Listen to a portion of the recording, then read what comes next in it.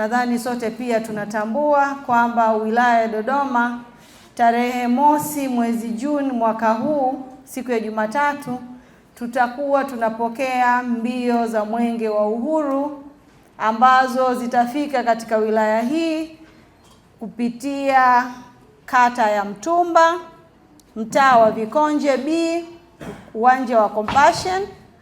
Pale tutapokea mbio za mwenge pamoja na itifaki yake yote kuu, zikiwa zinaongozwa na kauli mbiu inayosema Tanzania ni yetu sote, kwa pamoja kuleta maendeleo. Na tutaona hapa sisi kongamano hili huwa linafanyika moja, lakini kwa Dodoma, kutokana na mapenzi ya dhati kwa vijana wetu na namna ambavyo ratiba zinafanyika, huwa tunafanya makongamano mawili ili walau tuweze kuwafikia kwa siku ya kwanza kwa yale ambayo tunakuwa tumeweza kuwafikia kwa siku ya awali, na siku ya pili ndio huwa tunafanya kongamano kubwa ambalo linakuwa na mada zote.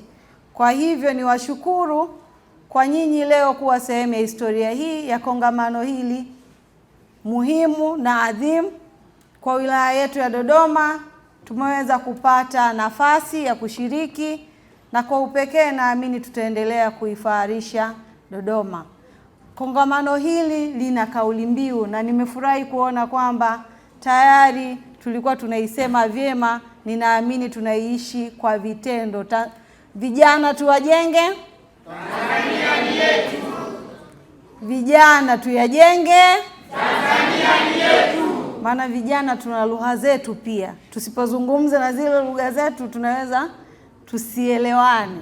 Ndio maana unaona na kauli mbiu yetu ya vijana pia imekuwa katika mlengo ule ule, kimtindo fulani hivi, si ndio?